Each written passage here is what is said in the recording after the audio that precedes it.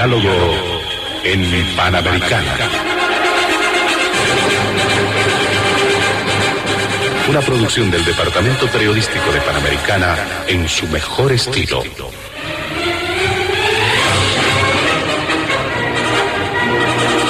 Entrevistas exclusivas sobre temas que crean expectativa general. Diálogo en Panamericana. Los sábados al mediodía y cada domingo a las 8 de la mañana. Y en trasnoche a las 24. Quedan ustedes con el staff de periodistas de Radio Panamericana.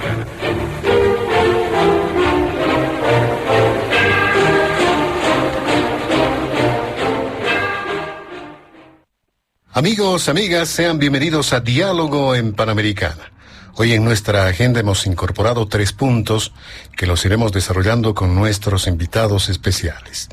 En primera instancia nos vamos a referir al curso de las investigaciones por las acciones militares del 26 de junio. ¿Cuáles son las recientes revelaciones? ¿Cuál es el impacto en la sociedad boliviana?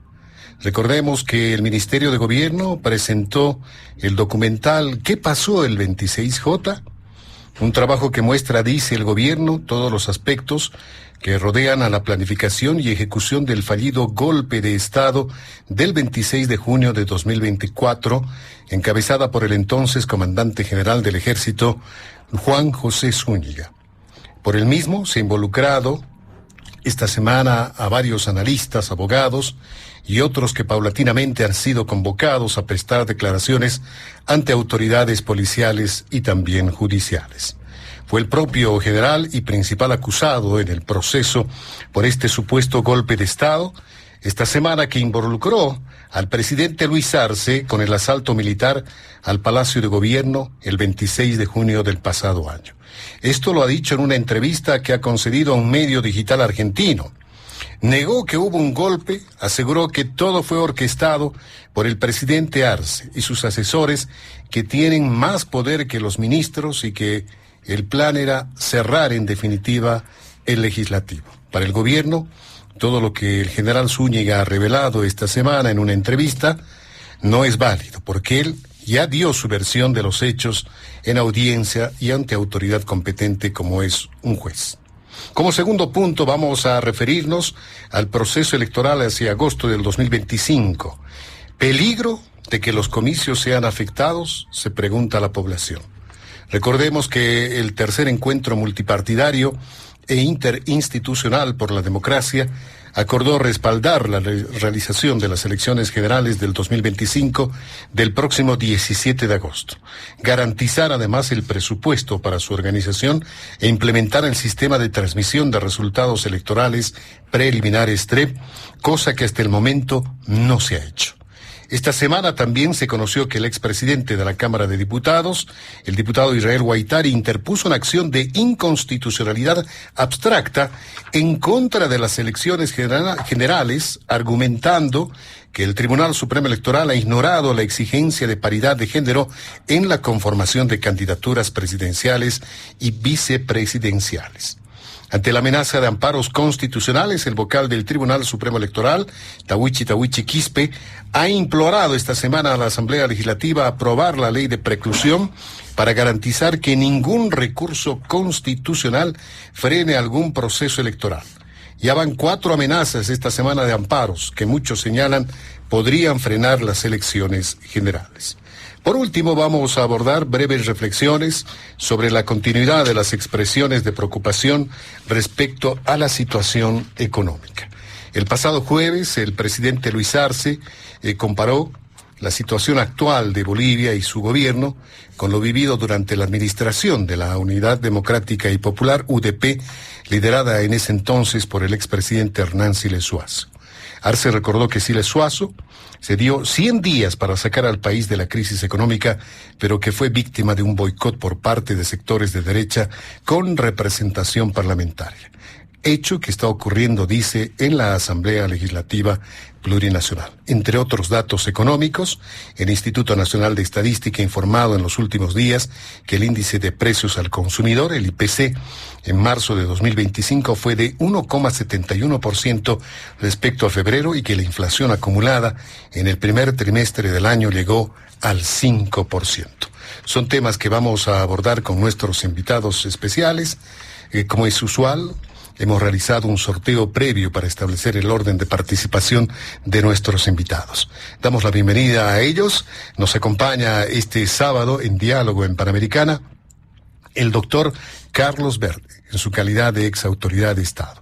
También está don Marcelo Arequipa, como politólogo, y Franklin Pareja, también en su calidad de politólogo. Con ellos iremos desarrollando cada uno de los puntos que hemos establecido y hemos señalado en el inicio aquí en Diálogo en Panamericana. Antes de comenzar con las primeras consultas, recomendamos a nuestros invitados especiales evitar emitir cualquier criterio que sea considerado de racismo y discriminación como lo establecen las normas en nuestro país. Vamos a empezar con el doctor Carlos Ver, este primer punto, que tiene que ver con el curso de las investigaciones por las acciones militares del 26 de junio de 2024. Además, el programa nos encuentra en un sábado santo, con bastante recogimiento de la población católica cristiana. Doctor Carlos Ver, qué gusto tenerlo en los estudios de Panamericana. Bienvenido. Gracias, amigos de Panamericana, por la invitación y participar en esta mesa de diálogo, de intercambio de puntos de vista. Un saludo cordial en este fin de semana de fiesta religiosa a toda la audiencia, y también tanto a Marcelo como a Franklin, con quienes vamos a participar en el debate.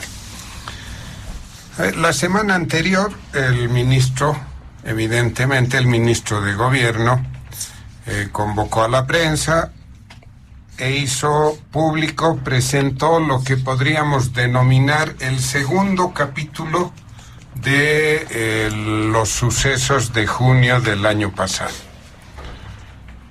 10 meses después de los sucesos, casi un año. En una semana se cumplen 10 meses. Del 26 de junio al 27 de abril son 10 meses, casi un año. Tardaron en hacer una investigación, y el gobierno relanza el oscuro caso de la curiosa, porque no hay cómo calificar lo que sucedió aquel día, la curiosa asonada militar del 26 de junio, encabezada por los 3 comandantes de las 3 armas que componen las Fuerzas Armadas, pero por supuesto especialmente por el comandante del Ejército, el general Zúñiga, que está desde ese día guardando detención. En este segundo capítulo se pueden identificar 3 componentes. El tercero es de una novedad que felizmente se está disipando. El primer componente: continúan deteniendo militares, esta vez en retiro, como los generales Bracamonte y Tacana, todos acusados de haber sido parte del supuesto golpe de Estado. Y buscan aprehender a otros exmilitares como Osvaldo Flores, que radica en Estados Unidos, y Roberto Vargas. A propósito, Osvaldo Flores está haciendo circular un TikTok, un speech de él en su estilo, impugnando duramente las pretensiones del gobierno y lo que él identifica de manera interesante como la fuente de los sucesos. El segundo componente: intentan involucrar a civiles, como el abogado Jorge Balda, a quien, entre paréntesis, digámoslo, el gobierno ha perseguido en otras oportunidades por diferentes motivos, incluso lo ha detenido. No es la primera vez que persiguen a Jorge Balda, porque Él ha sido abogado en varios sucesos, hechos, casos con repercusiones políticas. Pero no solo persiguen a Balda, lo detienen. Claro que su detención duró un poco más de 24 horas y se encuentra felizmente en libertad. Persiguen también, creo que está detenido el periodista jubilado ya Bismarck Imaña, y algo preocupante, imputan a un diputado, Richard Rivera, de Creemos, quienes, según el gobierno, habrían sido parte de la aventura militar aquella de junio del año pasado. Y el tercer componente, que es el que sorprendió a la población, ocasionó sorpresa, pero al mismo tiempo absoluta incredulidad y burla en la población, ¿no? El gobierno pretende vincular a los hechos de junio a dirigentes sindicales, analistas políticos y económicos, en una supuesta lista de futuros ministros de lo que iba a ser el gobierno después del golpe de Estado. Antes de hacer emitir una opinión de valor, la pregunta es: ¿cuáles las fuentes de información de este nuevo capítulo de la telenovela? De esa telenovela barata, ¿no?, de junio de 2024. Respecto a la detención de los militares y los civiles, los dos primeros componentes, hay dos fuentes.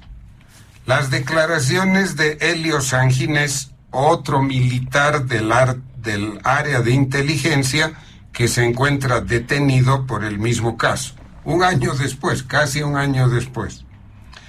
Y los archivos supuestamente encontrados en el celular de Luis Fernando Hamdam, también detenido desde el pasado año. Pregunta: 10 meses, casi un año, para que Helio Sanginés, especialista en cuestiones de inteligencia, se acuerde y revele estos hechos. Casi un año para recuperar los archivos y mensajes del celular del señor Hamdam. La sensación que deja todo esto es de absoluta incredulidad. Está la duda sobre la verosimilitud de estas versiones gubernamentales, que el abogado Balda recuperó su libertad en 24 horas. El día jueves pasado se presentó el economista Gonzalo Chávez y también el economista Joshua Bellot, creo que alguno más, que curiosamente después de lanzarse la acusación fueron convocados como testigos. Se presentaron, seguramente esclarecieron la situación y volvieron felizmente a sus actividades normales. Y esta es la tercera fuente, ¿no? Seguramente les mostraron el papel en el que figurarían los nombres de los futuros ministros, lo que por supuesto fue negado por los convocados, ¿no? La valoración. Por lo absurdo de los hechos de junio de 2024, por lo deleznable de estas fuentes y sobre todo por el rigor de la crisis multidimensional que aqueja al país, crisis económica, política, etcétera, etcétera, el segundo capítulo de esta historia fue recibido con absoluta frialdad e incredulidad en la población. No tuvo los efectos que seguramente esperaba el gobierno, pero ha dejado una hilacha, y con eso termino, una hilacha que esperemos se disipe pronto. La inclusión del analista Jaime Dunn en la hipotética lista de posibles ministros ha dejado un halo de duda sobre el rol jugado por el economista Jaime Dunn, especialmente después de que se conoció que estuvo afiliado al MAS durante 6 años. Es lamentable porque Jaime Dunn se lanzó como candidato y sale inmediatamente esto, ¿no? Lo que muestra la hilacha política de la acción gubernamental. No sé si dirigida a descalificar a Jaime Dunn o a visibilizarlo, ¿no? Porque una acusación como la que hicieron pública la semana pasada puede tener ambos efectos. Esa es mi valoración de los sucesos del segundo capítulo de esta historia. Le agradecemos, doctor Carlos Bet. Damos la bienvenida también al politólogo Marcelo Arequipa. Voy a formular mi segundo interrogante, don Marcelo Arequipa, llevando el título, ¿no?, del documental, el material que fue presentado. ¿Qué pasó realmente el 26J, no? ¿Cuánto cambia el escenario, además, con las nuevas revelaciones que hace el general Juan José Zúñiga, ¿no?, en torno a lo que habría ocurrido en esa fecha ante un medio argentino? Un gusto, don Marcelo Arequipa. Gracias por estar este sábado en Diálogo en Panamericana. Oscar, ¿cómo estás? Muchas gracias por la invitación. Un saludo también para Carlos Berti, para Franklin Pareja y para todos los que nos están escuchando en este sábado santo. Para quienes somos católicos es importante, o son importantes, perdón, estas fechas, ¿no? Pero no podemos dejar de conversar de los temas políticos y la coyuntura también, ¿no?, que nos aqueja en el país, más todavía en un momento en el que estamos ya en un escenario, yo diría, ya sobreelectoralizado, ¿no? Ya decía, el año pasado ya estábamos en un escenario electoral, ahora estamos en un escenario, pero que ya es sobreelectoralizado. Y en relación a este tema del documental, voy a empezar con tu pregunta. Tú decías, ¿qué cambia, no? ¿Qué cambia en el panorama respecto de la instalación del documental y todo lo que se ha hablado hasta ahora, ¿no? A ver, en términos políticos, yo creo que muchas cosas han cambiado. Una de esas cosas que ha cambiado es que los analistas y los políticos, lo que se conoce como el círculo rojo, nos hemos puesto a hablar de ese tema. Un tema que ha sido impuesto por el gobierno. Entonces, en términos de la agenda pública, yo creo que algo ha cambiado, y es que el gobierno ha empezado ya a posicionar sus temas. Otra vez vuelvo al principio, decía, estamos en un escenario sobreelectoralizado. El gobierno acaba de poner su tema para que nosotros discutamos en la opinión pública. Ese para mí no es un dato menor, ojo, no es un dato menor. Para bien o para mal, se ha empezado a poner ya los temas en la agenda de la opinión pública, y vamos a ver si de manera sostenida en el tiempo, en lo que queda de los siguientes meses, antes de la elección de agosto, el gobierno es capaz de seguir poniendo temas que nosotros vamos a seguir discutiendo y que los candidatos van a seguir discutiendo. No es un dato menor. Por eso, el pensar en que el Estado, la administración del Estado hoy día es débil y es, digamos, tan enana y tan minúscula que no tiene sentido, yo creo que es por lo menos equivocado. La maquinaria estatal no es una cosa que se tenga que quitar a un lado, ¿no? O menospreciar, perdón. No se puede menospreciar eso. En términos mediáticos, estrictamente, y en términos políticos, acabo de decir, eso es lo que ha cambiado. ¿Ha cambiado el tablero electoral realmente de manera trascendental? No creo que haya cambiado. Seguimos teniendo más o menos el mismo panorama político-electoral que vamos a hablar ya en el siguiente punto, ¿no? Pero no ha cambiado.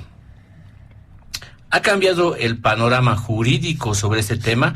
Ahí sí yo creo que varias cosas probablemente se han estado moviendo en estos días. Varias cosas. Como efecto mediático del documental que hemos podido ver todos en el país, y que sigue circulando, creo, por las redes, dos nombres han sonado con mucha más fuerza. El nombre del señor Balda y el nombre de este señor Hamdan. Los dos nombres han sonado con mucha más fuerza respecto de los otros. No estoy diciendo que no esté mencionado al resto de de personas, pero esos dos han sonado con mucha más fuerza, ¿no?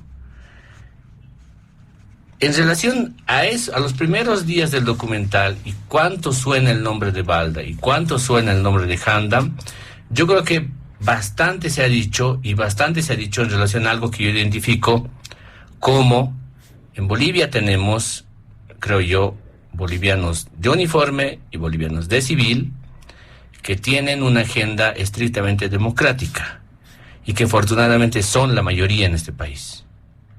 Son bolivianos que entienden que la forma en la cual se compite en la vida política es haciendo un partido, haciendo estrategias electorales, haciendo alianzas, compitiendo en elecciones, ganando esas elecciones, etcétera. Pero tampoco podemos ser, creo, ingenuos en no creer y en no saber identificar que en Bolivia también hay bolivianos de civil y de uniforme que están en otra agenda, que no es democrática, que yo la denomino una agenda antidemocrática. Están detrás de eso. Prueba de eso, hacia atrás tenemos muchísimo. No voy a detener mucho en eso en los ejemplos, porque creo que no tiene sentido mucho eso, pero hemos visto y mucho eso. Y afortunadamente son una minoría. Pero no podemos negar que no existen ese tipo de grupos hoy día en el país. Los existen, los hay. Y en algunos casos, igual que se habla respecto de que hay algunos activistas que están en la izquierda y que no defienden causas de la izquierda, yo creo que también tenemos que tener nomás la transparencia como para saber identificar algunas personas que se asumen como defensores de derechos humanos, por ejemplo, y son lo que menos hacen es defender los derechos humanos. Yo estaba viendo un poco, digamos, los antecedentes del señor Balda vinculado con el tema del caso Belaunde, del ciudadano peruano, vinculado por boca propia del señor Yacir Molina, de la Resistencia Juvenil, de que el señor Balda era quien los financiaba, vinculado por boca del señor Omar Durán, de que el señor Balda había sido abogado de Williams Kaliman. Ahora, si son casos polémicos, digamos, es decir, ser demasiado diplomático, creo, en el lenguaje, y no es eso. Hay detrás de eso toda una operación también personal, probablemente, grupal, quizá que tendrá el señor Balda, no lo sé.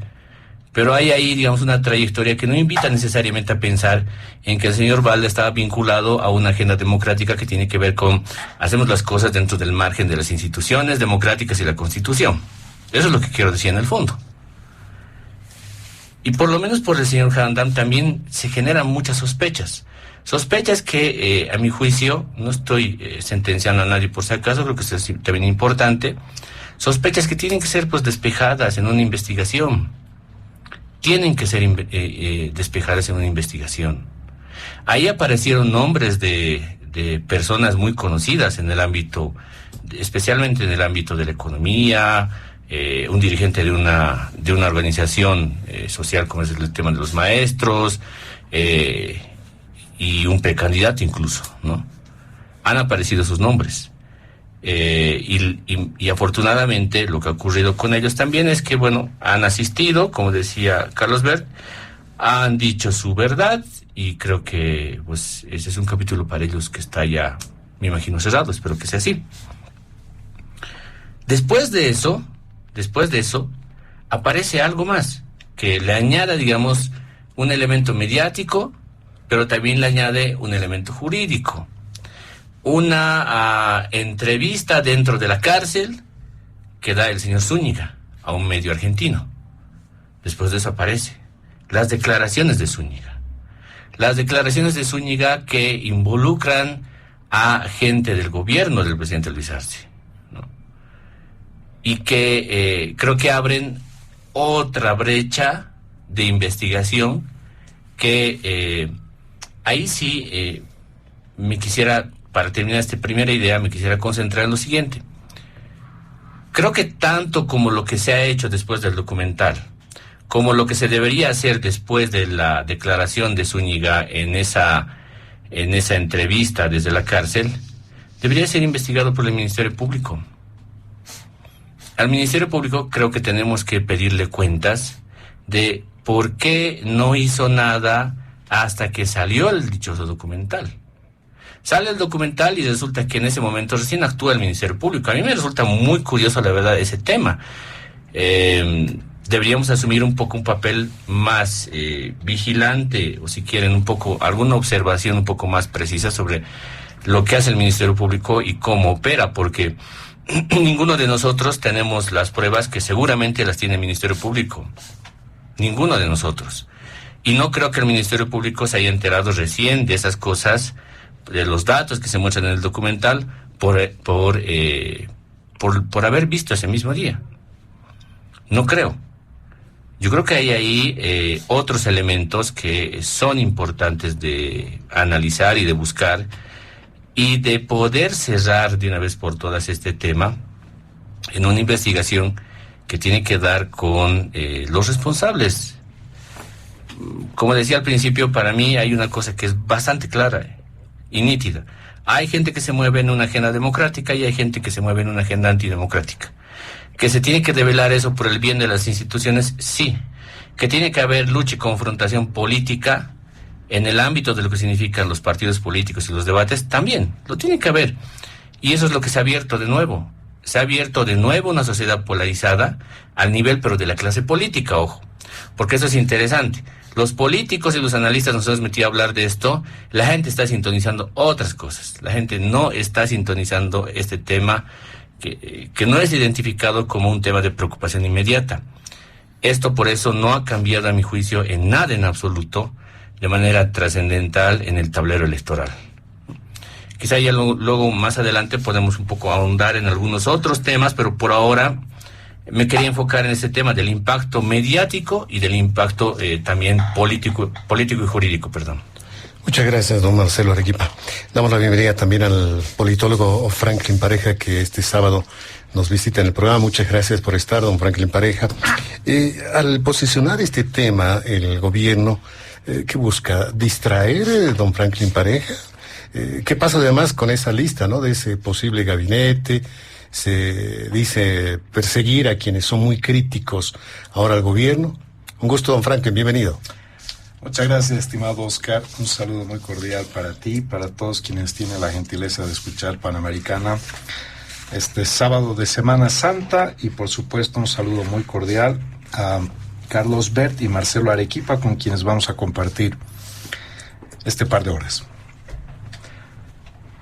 Yo no soslayo en lo más mínimo un acto que, aunque esté muy mal hecho, una puesta en escena como las que ya nos tiene acostumbrado el gobierno, muy chapuceras, muy ridículas y absurdas en muchos casos, pero que subyacen un trasfondo extremadamente peligroso.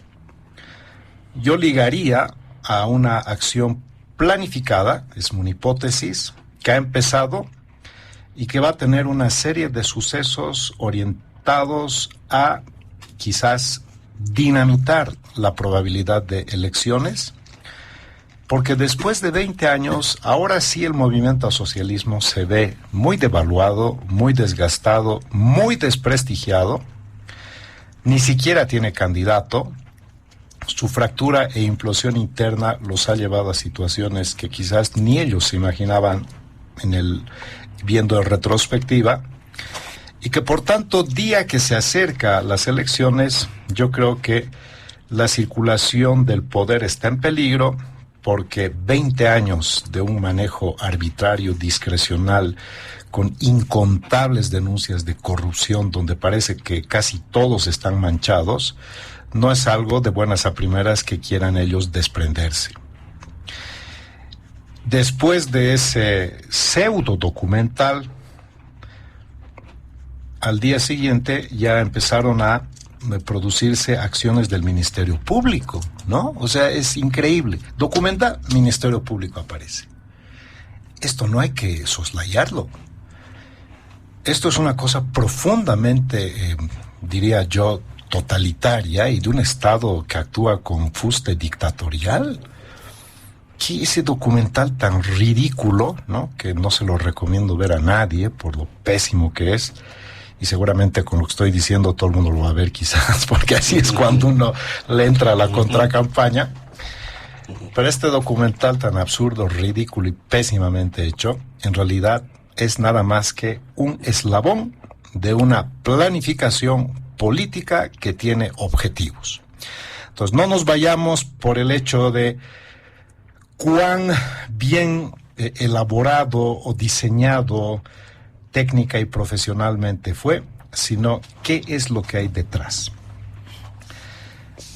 ¿Qué quieren hacer ahora? ¿Quieren poner en vilo a la población y empezar a mandar señales? Porque todo tiene un componente que es mandar un mensaje a la población, mandar un mensaje a los actores políticos y mandar un mensaje a quienes opinan de política. Que los hayan seleccionado a algunos analistas solamente muestra lo ridículo del documental, ¿no? Cuando lo ponen a don Paul Coca, que es abogado, como ministro de Obras Públicas, no tiene ningún sentido, pues, ¿no? Don Paul Coca no tiene nada que hacer en esa cartera.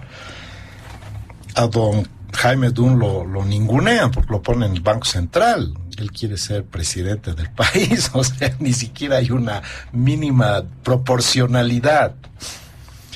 Y así, cosas que aparentemente causan gracia, pero que en el fondo, repito, no son graciosas en lo más mínimo. La señal ya empezó. Para empezar, se está reactivando una acción muy abusiva. Se ha producido un secuestro del señor Balda, Jorge Balda. Lo han traído de una forma como al típico estilo de las tropelías que hacen, como el caso del gobernador de Santa Cruz.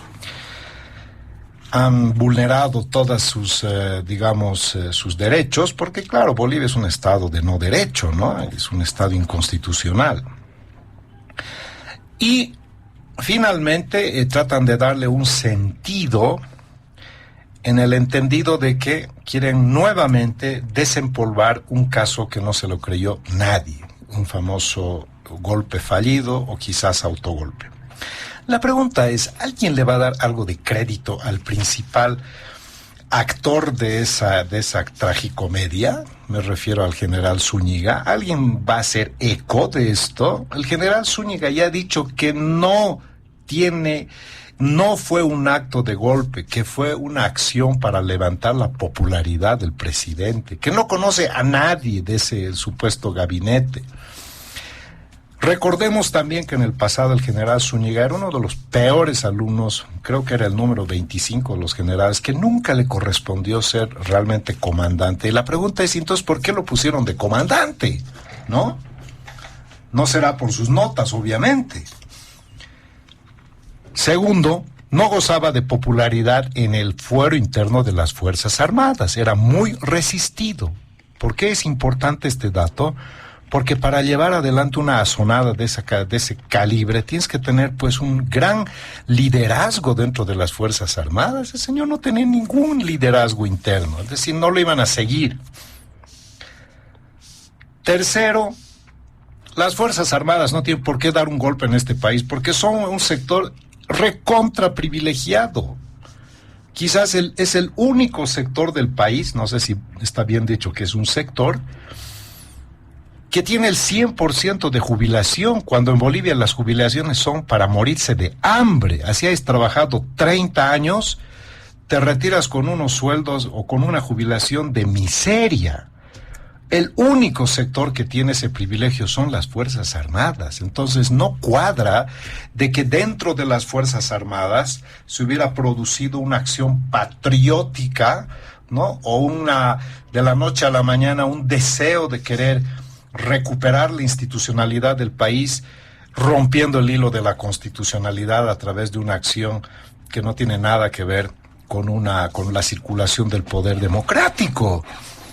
Nada cuadra en esta película mal hecha, nada, absolutamente. Algunos inclusive se han aventurado a decir que ni la hora cuadra. Porque cuando se hace un golpe, hasta logísticamente, pues tienes que hacer un desplazamiento de efectivos, de tanquetas, en fin. Era el general Zúñiga detrás con todos los periodistas. ¿Dónde se ha visto una cosa tan ridícula? Un ministro ahí golpeando la tanqueta. Imagínate si eso hubiera sido realmente un acto real. Ese ministro no estaría en este momento. Después se mete una tanqueta a la puerta del Palacio Quemado, donde ya ni siquiera es el despacho del presidente. Y además ni siquiera había necesidad porque la puerta estaba abierta. Todo mal hecho. Han aparecido algunos actores que tienen que ver con el régimen cubano, fotografiados. Los escoltas estaban filmando, sacando fotos, hasta selfies, en vez de estar resguardando. El presidente baja y no ha hecho ni el mínimo, no se le ha levantado ni un pelo de miedo, porque obviamente cuando uno está sufriendo una acción de esa naturaleza, ¿qué es lo primero que recomienda el libreto militar? Hay que hacerlo fugar, pues, al que está en peligro. Se supone que debería haber tomado un helicóptero del helipuerto, salir inmediatamente y ser resguardado. No, sale todo, no, cruza todo el Palacio del Pueblo, llamado ahora la Casa del Pueblo, se va al Palacio Quemado, sale por la otra puerta, por donde ya nunca entra, se encuentra con el supuesto golpeador, ¿no? Él era el supuesto, o con el supuesto golpista, y todavía le da instrucciones, ¿no? Le dice, retírese. Hemos sido objeto de burla internacional. Y así como estos analistas, muchos hemos visto esto por la televisión, yo estaba en un café, no voy a decir qué café, pero un café céntrico, y nos reíamos todos, ahí, viendo este espectáculo tan ridículo y bochornoso. Nos reíamos porque nada cuadraba. De tal manera que esto empezó a las 4 de la tarde y terminó a las 6 de la tarde, ¿no? El golpe express más rápido de Bolivia, donde el presidente supuestamente más bien neutralizó esta acción con su sola presencia.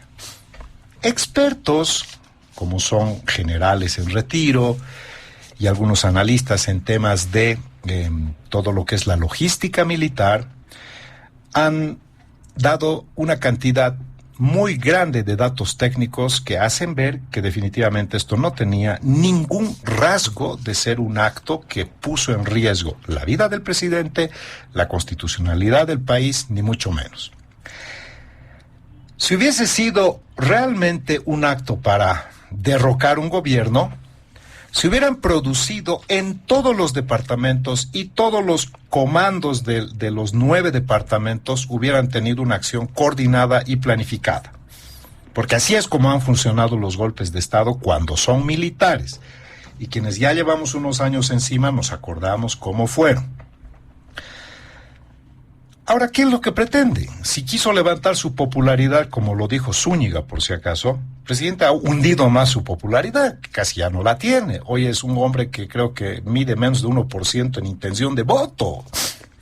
No solamente porque está catalogado como uno de los peores presidentes, se ha vuelto algo así como un vox populi, algo así como un, no sé si se dice eslogan, en fin, pero ahora todos parafrasean, ¿no? El peor presidente, y creo que se lo gana a pulso el presidente, creo que hace esfuerzos para merecer ese adjetivo calificativo tan deleznable.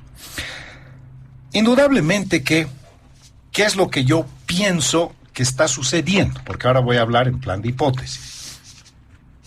Las elecciones nacionales o las elecciones generales están en un real y franco peligro.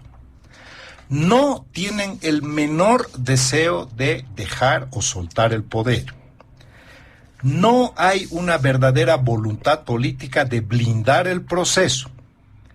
Y todo, absolutamente todo, está configurado para determinar que la fragilidad de este proceso es absolutamente evidente. De hecho, hoy por hoy, el Tribunal Constitucional tiene una característica bicéfala. Hay 4 magistrados legítimos, constitucionales, legales, que además en esta oportunidad sí han ganado en ley su magistratura, porque esta vez no ha ganado el nulo ni el blanco. Y hay 4 apócrifos, piratas, inconstitucionales, que van a decidir la vida y están decidiendo la vida política, administrativa, económica y ahora electoral. ¿Quién si no le arrebató finalmente el partido a don Evo Morales? Si el Tribunal Electoral dijo una cosa clara, no vale el Congreso de la Ucaeña porque no cumplió con los requisitos. Y también dijo, no vale el Congreso del Alto porque tampoco cumplió con los requisitos. Entonces, para ir cerrando mi idea, el Tribunal Constitucional dijo, vale el del alto, y el Tribunal Supremo Electoral perdió toda la autoridad. Luego vamos a las elecciones judiciales. Es nuestro segundo punto, además, ¿no? Sí, pero voy a cerrar con esto para Sí. ligar la idea de dónde viene la fuente de poder. Elecciones judiciales, resulta que revientan, pulverizan y hacen estallar por los aires el principio de preclusión. O sea, ya no se podía interponer ningún recurso.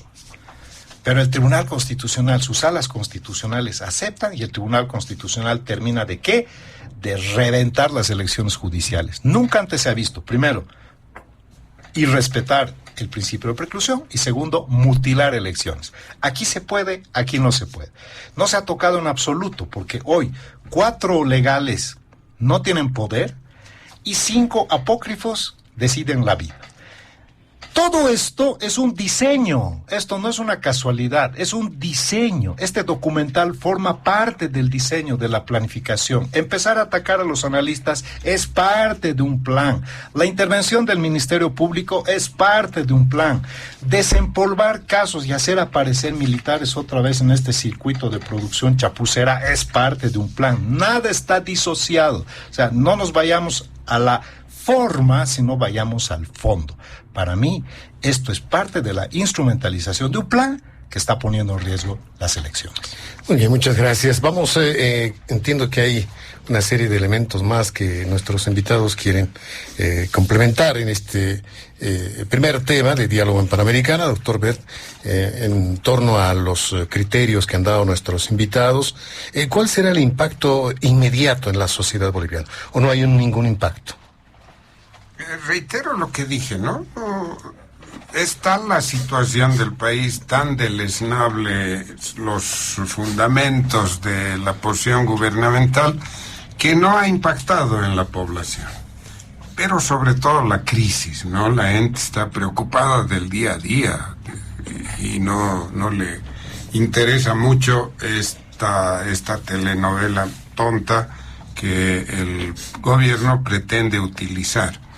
Sí hay un elemento ahí de un esfuerzo por parte del gobierno de intimidar a actores políticos, a analistas, como parte de su estrategia política seguramente, electoral en cierto sentido, política en general en su mayoría.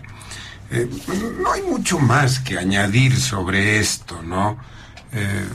La población está clara y los hechos se están encargando de demostrar que más allá del efecto mediático no hay elementos sólidos que le permitan al gobierno avanzar en esto. De manera que yo preferiría pasar al segundo tema. Lo vamos a hacer en breve. Es sí. el tema de fondo, ¿no? Sí. ¿Algo más para finalizar este primer punto, don Marcelo Arequipa? Un elemento que viene relacionado a las declaraciones de Zúñiga desde la cárcel. Zúñiga sostiene que se había planificado más bien hacer una suerte de Fujimorazo, ¿no? Porque habría, digamos, un gran problema con el tema de el Parlamento y la popularidad del presidente, ¿no? Pregunta muy sencilla y elemental. ¿Alguien ha visto que ese día, el 26 de junio, una tanqueta, un militar se haya entrado al Parlamento? ¿O que a la salida de los parlamentarios que han estado ahí en la Plaza Murillo se los haya detenido y haya pasado algo? Nada. Ni un adorno ha cruzado cerca del Parlamento, del edificio de la Asamblea Legislativa ese día. Por eso digo, hay una declaración que genera, pues, atención, genera elementos para decir esto me gusta más y esto me gusta menos, pero creo que en el fondo nos estamos fijando en estos detalles que no son menores. ¿No les parece a ustedes contradictorio de verdad el hecho de que digan, me han dicho que hagamos un Fujimorazo? ¿Y qué se hizo en contra de la Asamblea Legislativa? No se hizo absolutamente nada.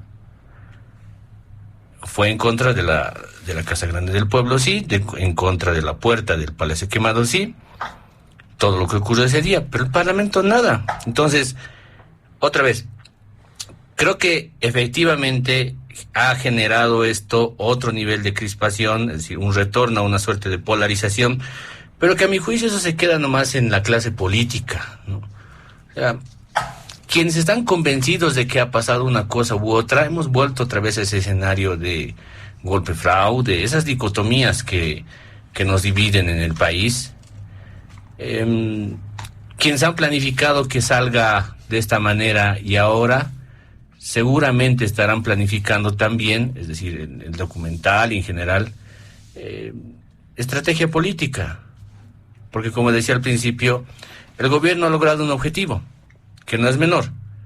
El objetivo ahora para esta coyuntura es que logremos hablar de este tema, que instalemos en general la discusión este tema, que pasemos más bien, digamos, a un segundo plano otros temas. El segundo igual es muy importante, probablemente venga un poco generando ruido en general con lo del documental. Quizá habrán elementos que se podrán explorar, pero yo quería poner solamente ese tema más en la discusión. O sea, Fujimorazo, dice Zúñiga, pues no se hizo nada en contra de la Asamblea Legislativa. Yo digo, bueno, hay algo raro ahí, contradictorio en las declaraciones del señor Zúñiga, ¿no? Uh-huh. ¿Algún punto más, don Franklin Pareja, sobre esta... Usted le llamó telenovela, ¿no? No, pero podría perdón, tranquilamente sí, el doctor ser. Carlos Verde, sí. Bueno, a ver, como de costumbre, las cosas les sale contra el pelo porque los guionistas son muy malos. Las intenciones son muy malas, pero los guionistas son peores. Pero el guión, lamentablemente, es el que nos tiene que preocupar, no la puesta en escena, ¿no? La puesta en escena siempre es chapucerío total. Pero también hay cosas que les salen de las manos, ¿no? Por ejemplo, como nunca antes les han hecho un extraordinario favor a los analistas. Se ha convertido en tendencia. Han recibido apoyo de todo lado. Han tenido una visibilización espectacular. Si al señor Dunn querían atacarle, le han hecho un gran favor, porque su nombre ha empezado a retumbar por todo Bolivia. El señor Paul Coca se ha declarado perseguido político, ¿no? Yo creo que eso ya es un exceso. Yo lo estimo a Paul, pero creo que no llega a tanto, ¿no? No hay que, creo, sobredimensionar las cosas. Lo que hay que ver, porque no va a pasar nada. Gonzalo Chávez, todo el mundo sabe lo que hace, es un académico destacadísimo. El don Joshua Bellot ni siquiera estaba en La Paz, estaba en Oruro. No sé cómo el profesor Álvarez va a aceptar ser parte de un gabinete, de una estructura absolutamente antagónica a sus ideales y pensamiento y posición ideológica. Toda una ridiculez, ¿no? Además, hablan de gabinete, pero supuestamente el que iba a ser presidente, que era Zúñiga. Zúñiga no tiene apoyo ni de su espacio de trabajo. Pero hay que preguntarse una cosa. ¿Qué fue pues de Calimán? ¿Quién es el que realmente propició la debilidad estructural del régimen de Evo Morales? Calimán. Pero Calimán y muchos otros, ya se filtró la información de que habían planificado la renuncia, ¿no? O sea, Calimán salió a pedirle la renuncia porque eso formaba parte de un plan. Y lo propio ahora Zúñiga empieza también a decir que en realidad esto no fue una idea suya. Que hay algunos que lo atacan a Zúñiga por intereses de otra naturaleza, eso no significa que haya sido realmente un golpe en esencia. Pero me voy a quedar aquí. Primero, yo no veo que esto sea una cosa que hay que minimizarla, que hay que pensar que aquí no pasa nada. No, yo creo que esto es muy preocupante porque aquí está empezando algo muy siniestro. Después de esta supuesto documental, ¿Qué ha pasado? A los días, el presidente ha sido proclamado candidato. ¡Wow! Yeah, no Lucho. O sea, ¿qué querían? Como de costumbre, creo que quieren lanzar algo para mejorar su perfil, ¿no? Para que nuevamente aparezca como un gran hombre valiente, para refrescar en la memoria que él sofocó, porque además el documental va en esa línea, ¿no? Lo ensalza al presidente como si hubiera sido un Superman que ha logrado sofocar un golpe de Estado, que demostró valentía, porque hubo un cobarde que el 2019 fugó. Él no se fuga, él se queda, él le planta cara a toda la estructura militar. Y después sale la proclamación. No, pues, o sea, hay un guión detrás de todo esto. Que esté mal hecho es una cosa, pero de que la intencionalidad está ahí, yo creo que hay que abrir los ojos y las orejas, o los oídos, mejor dicho, y estar atentos, porque no creo que el gobierno realmente tenga el menor deseo de dejar el poder, no solamente por lo que implica perder los intereses, sino por lo que ellos mismos deben intuir que puede significar que se empiece a ver todo lo que hay debajo de la alfombra durante estos 20 años. Muy bien, vamos a pasar al segundo punto del programa y don Carlos Ver, nos vamos a referir a este tema. Usted decía, es un tema de bastante análisis, requiere un poco más de tiempo, vamos a dar el tiempo necesario a nuestros invitados. Vamos a hablar seguro sobre el bloque Unidad, vamos a hablar sobre este proceso electoral, pero también es necesario hablar sobre el peligro que dicen se podría dar. Y hay amenaza de 4 amparos, doctor Carlos Ver. ¿Qué nos dice sobre este segundo punto? Sí, este tema sí es muy delicado y hay que analizarlo en sus dos dimensiones, porque tiene una dimensión jurídico-constitucional y una dimensión absolutamente política. Y como vamos a ver al cabo del análisis, lo político es lo predominante en este tema. A ver, comienza con el planteamiento de la acción de inconstitucionalidad que Israel Huaytari, el ex diputado Israel Huaytari, expresidente de la Cámara de Diputados, plantea contra la convocatoria a las elecciones formulada por el Tribunal Supremo Electoral. Y plantea con el argumento central, no conozco el texto íntegro de su demanda, pero el argumento central es que la convocatoria no respeta la alternancia de género en el binomio presidencial y que por lo tanto tiene que ser anulada la convocatoria y emitirse otra complementando con la participación de la mujer, lo que implicaría, hasta el momento que se resuelva la acción de inconstitucionalidad, lo que implicaría una probable postergación de las elecciones, porque el Tribunal Constitucional, con todos los elementos que ya sabemos, ya lo hemos visto actuar en las elecciones judiciales, no vale la pena perder tiempo en eso, puede hacer lo que quiera, modula el tiempo, puede tardar lo que ellos quieran, si es que su objetivo político coincide con el del grupo, del poder político que está detrás de Israel Huaytari. Bien, entonces tenemos que analizar esto jurídicamente, porque no es posible pasar por encima, tiene que haber un análisis técnico y luego el análisis político. A ver, es verdad que existen en la Constitución varias disposiciones que implantaron en el sistema de representación boliviano los principios de igualdad de oportunidades y equidad de género en la participación. Entre esas disposiciones figuran los artículos 8, parágrafo 2 de la Constitución, el artículo 11, el 26, el 147 de la Constitución, que sí implantan en Bolivia la igualdad de oportunidades, la equidad de género. Ahora, para ser más precisos, prestemos atención al artículo 11 de la Constitución. Este artículo ordena que la democracia representativa se ejerce mediante la elección de representantes por voto universal, directo y secreto, conforme a ley. ¿Qué significa este conforme a ley?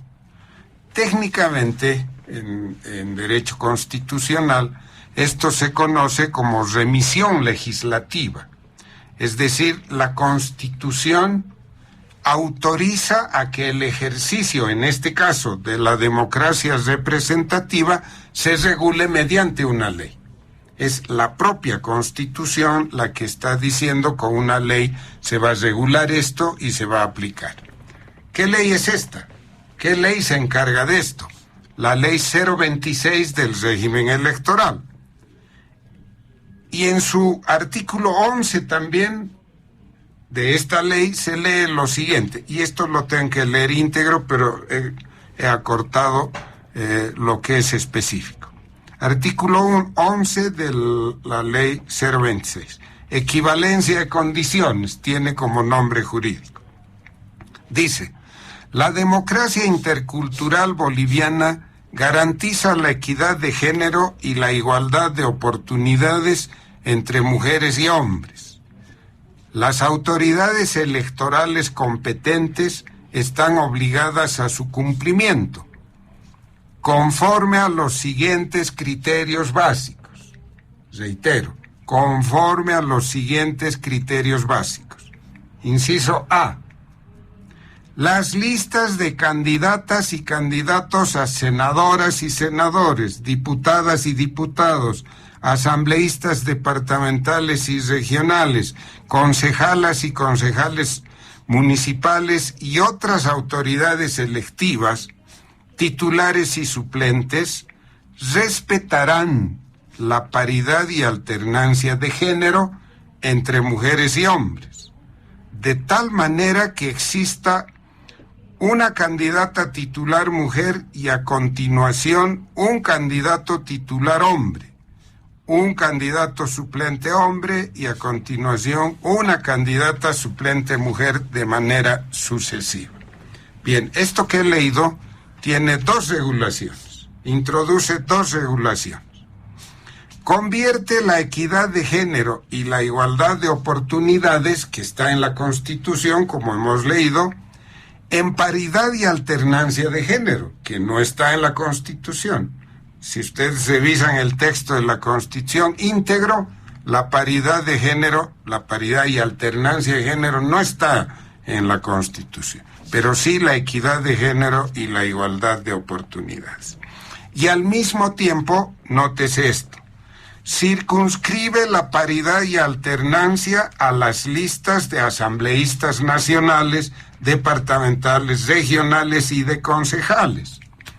No aplica la paridad y alternancia de género al binomio presidencial. Con esta disposición legal fueron elegidos pues Evo Morales y García Linera en 2009 y en 2014. Y lo fueron también Arce Catacora y Choquehuanca en 2020. Y ahora quieren cambiar el texto utilizándolo como pretexto para, sí, ahora sí es un instrumento para postergar las elecciones si dan curso a esto. Bien, pero veamos algo más. Por otro lado, la Ley 1096 de Organizaciones Políticas, en su artículo 7 incluye, entre las atribuciones del órgano electoral plurinacional, inciso E, regular y fiscalizar el funcionamiento de las organizaciones políticas para que se sujeten a la normativa vigente, especialmente en lo relativo a sus candidaturas. Inciso I, vigilar y fiscalizar en todas las fases electorales el cumplimiento de las normas vigentes en relación a la participación de las mujeres en las candidaturas de acuerdo a lo establecido en la ley. Léase artículo 11 de la ley del régimen electoral que acabo de reproducir.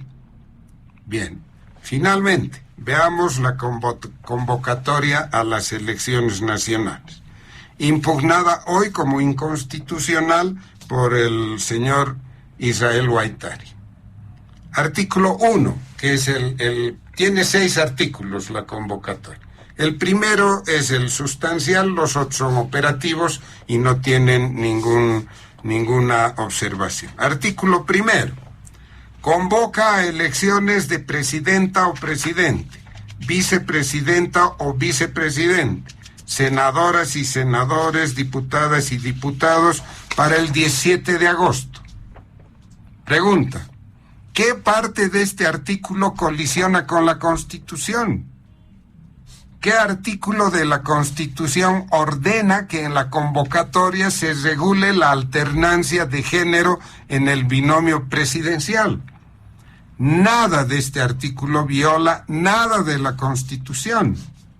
Consecuentemente, no cabe una acción de inconstitucionalidad. No existe fundamentación alguna para ella. Siendo así las cosas, ¿por qué entonces Huaytari presenta la absurda acción de inconstitucionalidad? Esta es la pregunta después de revisar el fundamento técnico, jurídico, constitucional y constatar de que no hay sustancia para esto. Entonces, ¿por qué lo hace? Israel Huaytari no está actuando solo.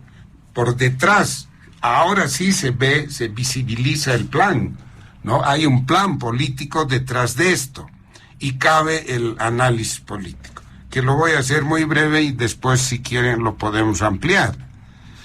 Caben 3 escenarios posibles. Yo ignoro en cuál ala del MAS se encuentra ya el señor Israel Huaytari, porque uno ya no sabe, ¿no? Estos se están pasando de un ala al otro, un día están con una ala, al día siguiente están con otra, en fin.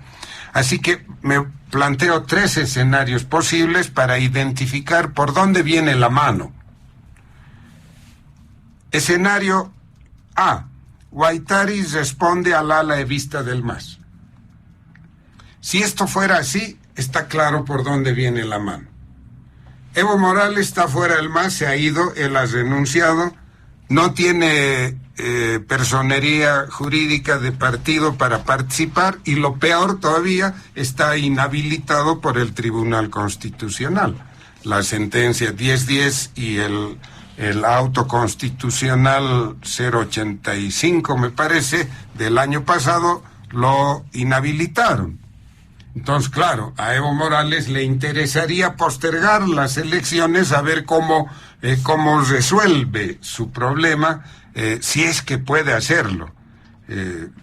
Bueno, esta es una posibilidad. El escenario segundo, hipotético, Huaytari responde al ala arcista del MAS. Y este es el peligro.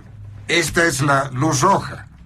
Porque todos sabemos que hay 2 magistrados que manejan el Tribunal Constitucional que han emitido todas las sentencias y resoluciones con las que dilataron las judiciales y se autoproclamaron y nuevamente estarían siendo utilizados para, con esta acción de inconstitucionalidad que no tiene fundamento alguno, como he demostrado, postergar las elecciones nacionales, vaya a saber con qué desemboque, porque para prolongar el mandato del presidente y de los parlamentarios se necesita una ley. No basta que el Tribunal Electoral esta vez diga el Tribunal Constitucional, nosotros los prolongamos no sé cuánto tiempo, ¿no? Hasta que se hagan las elecciones. O sea, eso ya no puede hacer el Tribunal Constitucional. Se necesitaría una ley como ha sucedido en el pasado, ¿no? Cuando se postergaron las elecciones del 2019 al 20, y se fueron ampliando plazos, etcétera. Pero eso era con ley. Bien, el tercer escenario es más simple. A lo mejor no hay ninguna maquinación política, pero no apaguemos la luz roja. Simplemente como los politólogos saben, en la ciencia política se maneja con escenarios, porque no hay una metodología definida para estas cosas. Entonces, la otra posibilidad es que el señor Huaytari y no sé qué grupo que estaría detrás de él son unos figuretes ignorantes, pues, ¿no? Que están levantando polvareda sin tener los suficientes fundamentos. Ahora, y con eso termino, ¿cómo vamos a saber por qué senda está yendo esto? ¿Cuál es el camino que va a seguir esta acción de inconstitucionalidad? Ha sido presentada, pasa a la comisión de admisión, que está integrada por 2 magistrados. La comisión de admisión, por los argumentos que he señalado, debería simplemente rechazar, no tiene ningún fundamento. Si la comisión de admisión acepta, la luz roja se prende, pero en 5 puntos. Eso ya es una alerta peligrosa, ¿no es cierto? Si rechaza, entonces termina el lío. Si acepta, alerta, crítica. El tema va a una zona indeterminada. Y si, segundo elemento, si la acción de inconstitucionalidad en el sorteo les toca a los magistrados Hurtado y Espada, preparémonos para lo peor que viene, ¿no es cierto? Eso lo vamos a saber la siguiente semana. Así de grave es este tema, y bueno, sí, quizás una preparación de esto podría ser la denuncia, ¿no?, de la semana anterior, pero ya, ahora sí focalizamos la gravedad del tema. Gracias, doctor Carlos Beto. Marcelo Arequipa, ¿qué dice? ¿Estamos a puertas de repetir lo que pasó en elecciones judiciales? ¿Clara injerencia del TCP? Yo creo que es legítima la preocupación que podamos tener absolutamente todos respecto de si estamos seguros o no de que se vayan a llevar adelante las elecciones generales. Todos queremos que se hagan y que se lleven adelante de manera correcta y adecuada las elecciones el 17 de agosto, como está programado. Creo que todos queremos eso.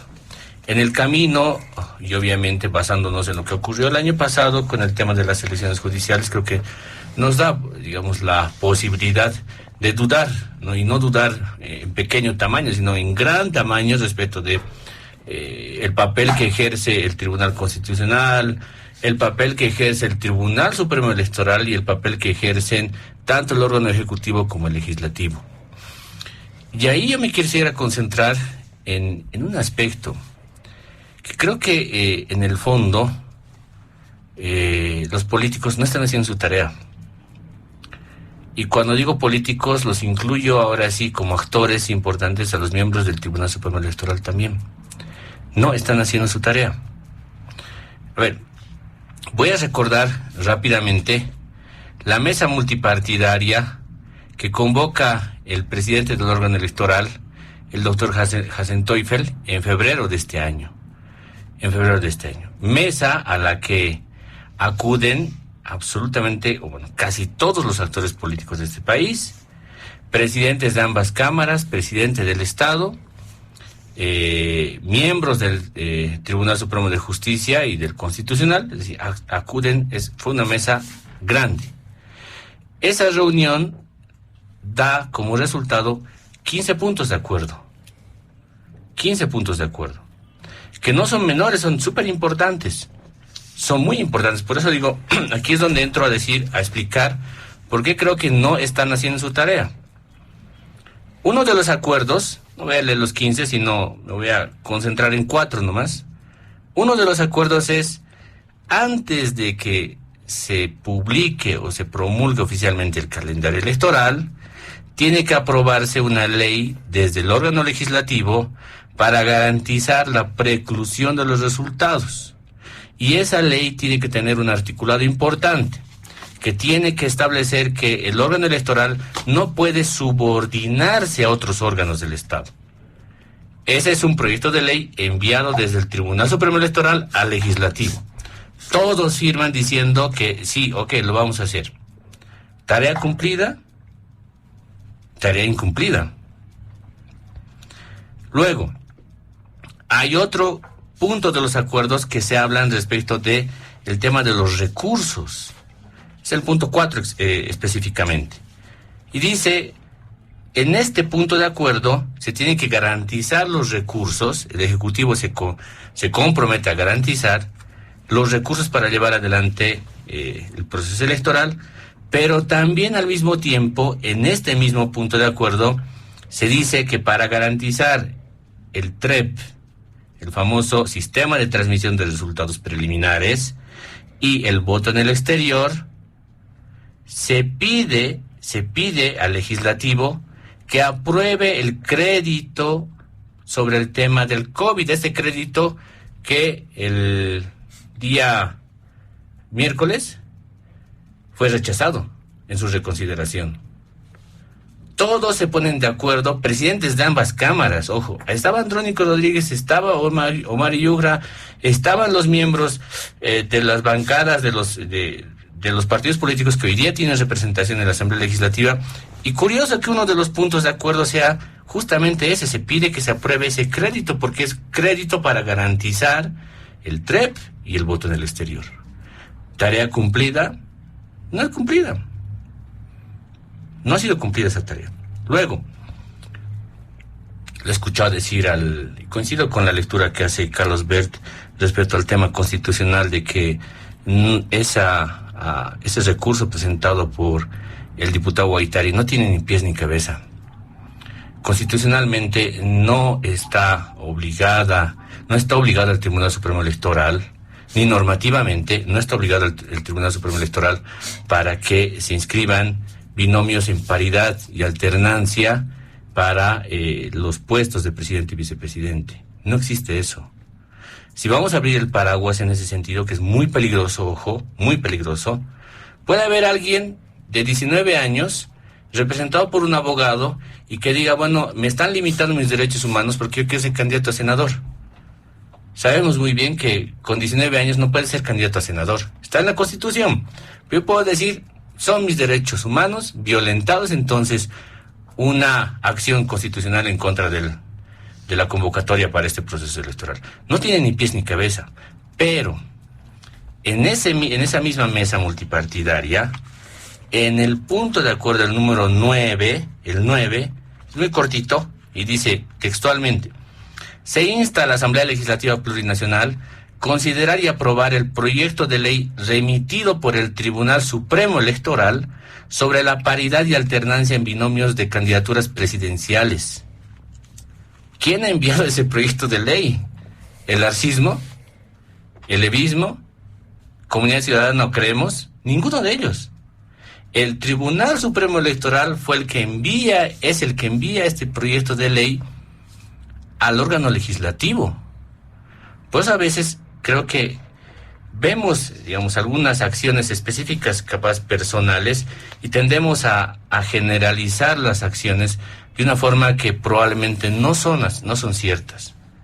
Es el órgano electoral el que manda ese proyecto de ley para introducir el tema de paridad y alternancia en binomios de candidaturas presidenciales. El órgano legislativo ni lo ha tocado ni lo ha considerado. ¿Qué es lo que hace Guaitari, a mi juicio, a título personal? Pero además, ¿por qué? Porque creo que hoy día la Asamblea Legislativa, en la totalidad de sus miembros, ha dejado de pensar en términos de hacer gestión, de hacer su trabajo de diputados o de senadores, y están mucho más concentrados, más que nunca, en poder estar dentro de las listas de candidatos a diputados, senadores, alcaldes, concejales al año. Y este año, en este proceso electoral, prueba de eso es que están pensando en otras cosas, no están pensando en el trabajo que de verdad tienen que hacer. La Asamblea Legislativa, a mi juicio, lo digo en términos no constitucionales, sino en términos solamente políticos, está clausurada. O sea, sus miembros, sus asambleístas, han dejado de pensar en lo que tienen que hacer en el ámbito de sus competencias y están en una carrera, pero furiosa entre ellos, para poder lograr un lugarcito. para estas elecciones generales o para las siguientes. Una pruebita solamente de esto. Tanto, luego hablaremos de ese tema de los bloques de candidaturas, pero tanto, si uno se fija, los actos de Samuel y de Tuto, por ejemplo, vamos a encontrar ahí, Creemos y Comunidad Ciudadana, partidos, los asambleístas de ambos partidos políticos están ahí detrás de Samuel y detrás de Tuto. Entonces, otro punto en el cual no se ha hecho el trabajo. Y hay uno más sobre el que sí se ha hecho el trabajo, que es el punto 12, que es pedirle a la Asamblea Legislativa que se apruebe el proyecto de ley para el debate obligatorio de los binomios presidenciales. De todos los que acabo de leer, o sea, son 15 puntos, pero yo solamente me concentré en 4, si se dan cuenta, apenas uno han podido cumplir. Y es un acuerdo al que han llegado, se supone, con los máximos jefes y representantes de los partidos, de las instituciones políticas que tenemos, de las instituciones, de los actores sociales, en este país. Por eso digo, me llama mucho la atención el hecho de que hoy día no se esté haciendo la tarea. Quienes se han comprometido a hacer algo no lo están haciendo, y no con ese incumplimiento de la tarea a la cual han suscrito y han firmado, no están garantizando también que haya una elección en condiciones en agosto de este año. O sea, es responsabilidad compartida, quiero decir. Luego podemos hablar del papel del Tribunal Supremo Electoral, que también creo que es muy complicado el hecho de que salgan vocales a hablar supuestamente a título personal y no hablen como un cuerpo colegiado, que eso también es muy peligroso, ¿no? Muy bien, muchas gracias. Don Franklin Pareja, sobre este tema hacía mención don Marcelo Arequipa sobre los puntos acordados, ¿no?, en el tercer encuentro multipartidario que se tuvo en el Tribunal Supremo Electoral. ¿No hay un blindaje a las elecciones generales que vamos a vivir? Todo parece así. ¿Qué interés habrá? ¿Quién querrá de alguna forma que este proceso no concluya bien, don Franklin Pareja? Gracias, Oscar. A ver, cuando hubo la convocatoria del presidente a los partidos políticos y estos dijeron que no iban a asistir, para mí fue un error y lo dije públicamente.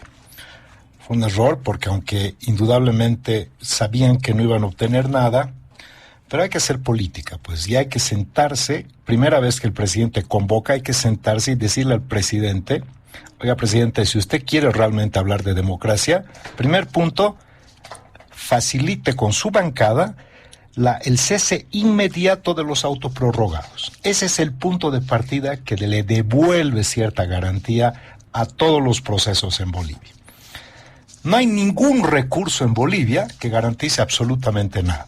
Con esos señores ahí, todo está en riesgo, nada está garantizado. No voy a repetir todo lo que ya se ha dicho, sobre todo desde una vena técnico-jurídica. Está claro de que vamos a ver qué va a pasar con este recurso que interpone Huaytari.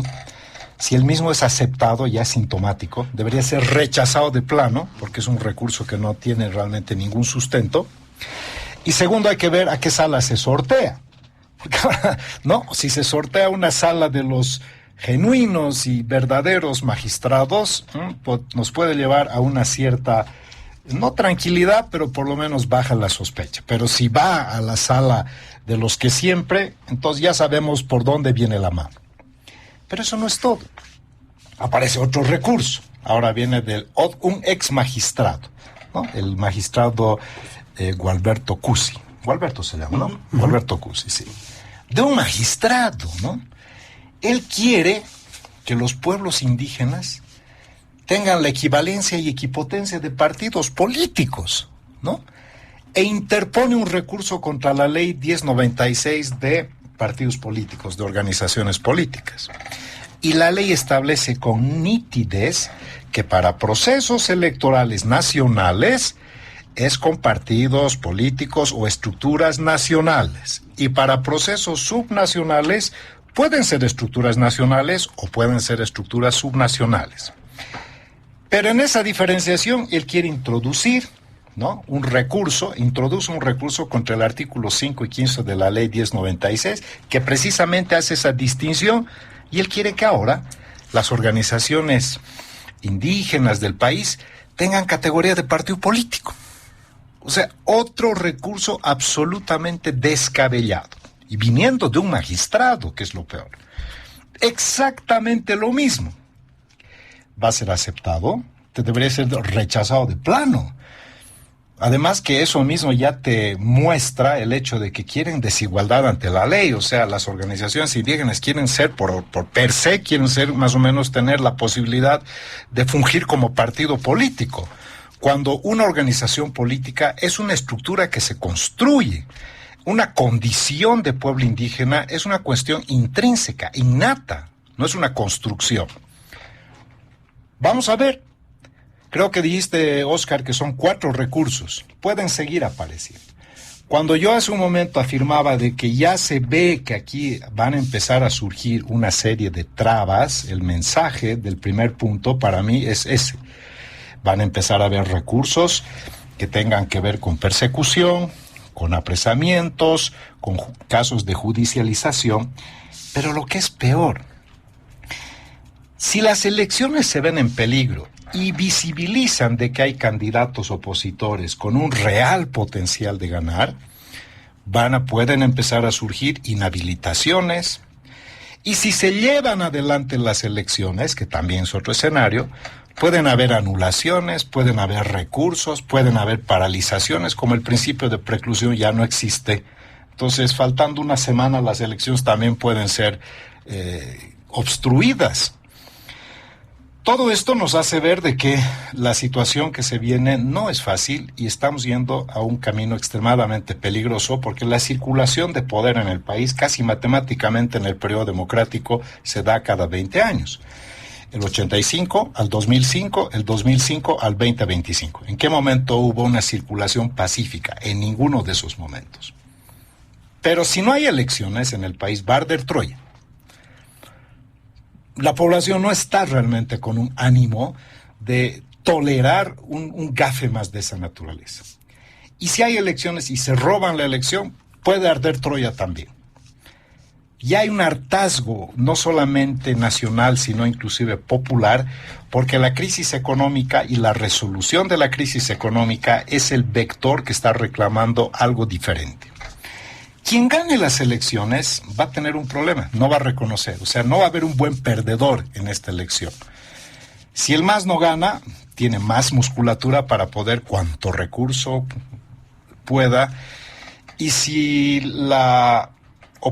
gana el MAS, la oposición nuevamente yo creo que no va a querer reconocer, porque además en todas las elecciones precedentes, realmente la oposición, ni aunque se hubieran unido todos, quizás le hubieran podido ganar al MAS.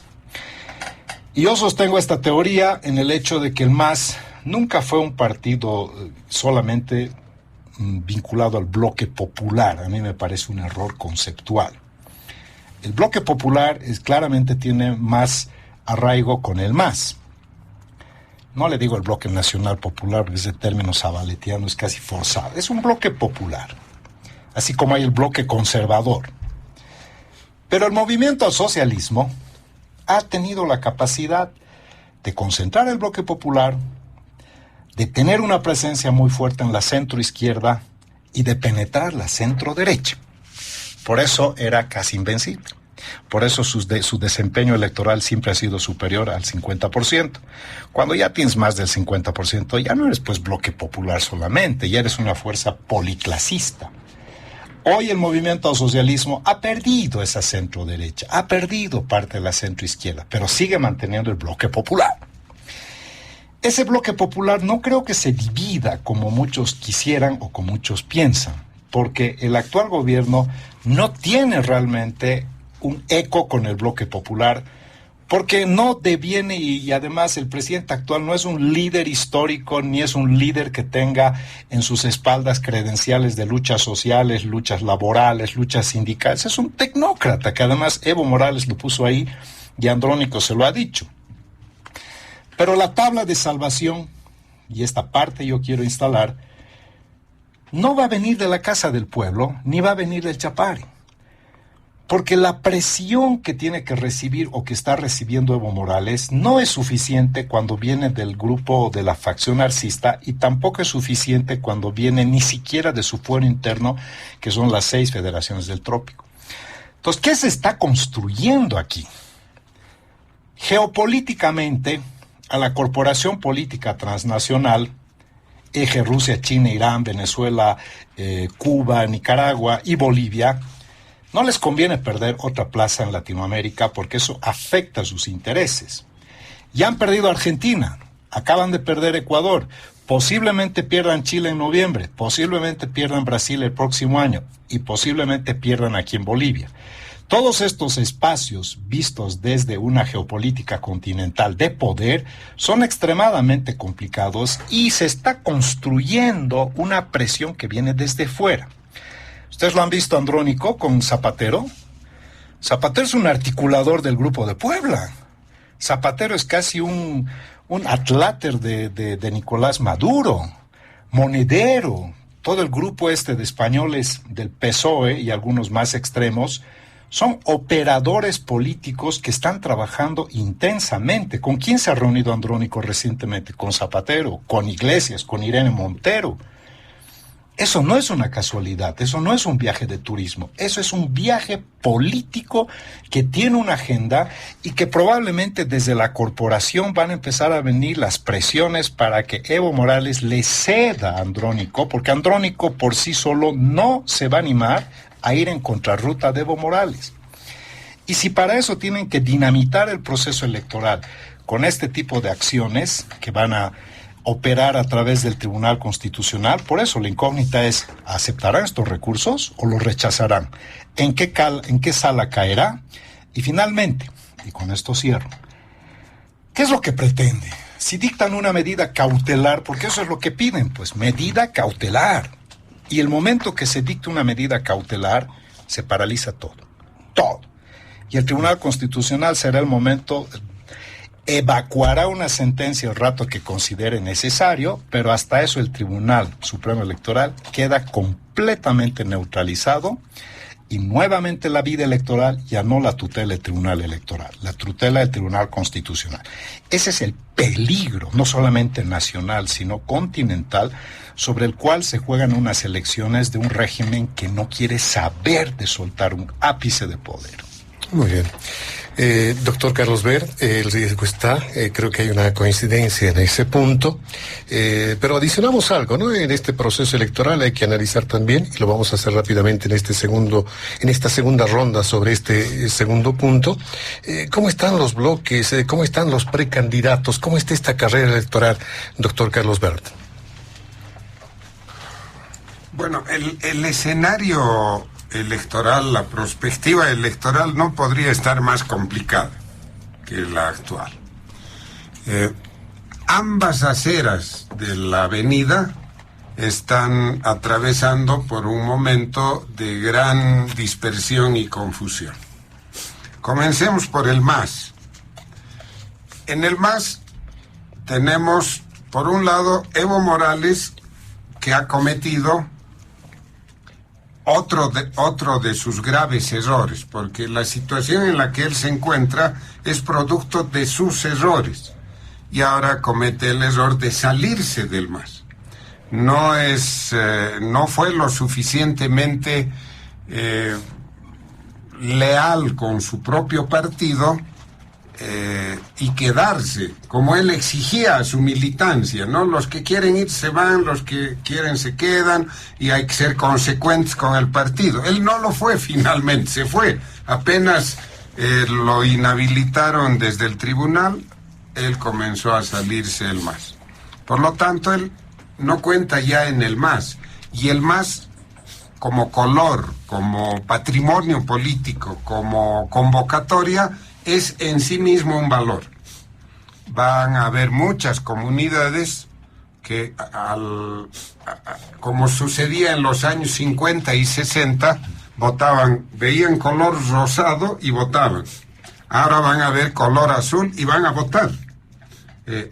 Hay todavía comunidades así. Entonces, Evo Morales se ha puesto al margen. Esto es importante porque no solo tiene que ver con el proceso electoral, sino también con el ámbito sindical. La disputa con Andrónico no pasa solo por la nominación. tiene que ver con la dirección de las 6 federaciones. Y esto tiene unos ribetes bastante más complicados, ¿no? Pero bueno, volvamos al MAS. En el MAS, ¿qué tenemos? Arce Catacora, que ha perdido todo su capital político. De manera, en alguna medida inmerecida, está cargando con el costo total de la crisis. Cuando en realidad los autores son Evo Morales y él. Incluso Evo Morales tiene mayor responsabilidad. Pero como se están dando las cosas, Arce Catacora es el que está cargando con el peso muerto del fracaso del modelo aplicado por el MAS, de sus políticas públicas, el fracaso de la política de hidrocarburos, etcétera, etcétera. No es el momento para entrar a esos detalles. Y aparece como figura emergente Andrónico. Una cosa sería la candidatura del MAS con Arce Catacora, y sus posibilidades de reproducir el poder se minimizarían notablemente, y otra distinta podría ser si el candidato fuera Andrónico Rodríguez. Pero ahí tiene que resolver Andrónico su problema sindical con Evo Morales. Llama la atención por ello que hace un par de semanas antes de su viaje a España, Andrónico se lanzó contra Evo Morales y contra Arce Catacora. Finalmente decidió lanzarse, decidió pelear su espacio. Ahora, la resolución del trópico cochabambino pasa por un tema de fondo. La pregunta para los agricultores de la coca es: ¿Evo Morales todavía garantiza nuestros privilegios conseguidos en los 20 años? Esa es la pregunta que debe estar dando vueltas en la cabeza de los agricultores del trópico de Cochabamba. Si la respuesta es que ya no garantiza, Evo Morales no solo se fue del MAS, saldrá también del ámbito sindical. Y Andrónico tomará el protagonismo, pasando a construir un nuevo liderazgo en la base cocalera y en el escenario político. Pero aún en esta perspectiva existe la duda de si podrán ganar las elecciones aún con Andrónico.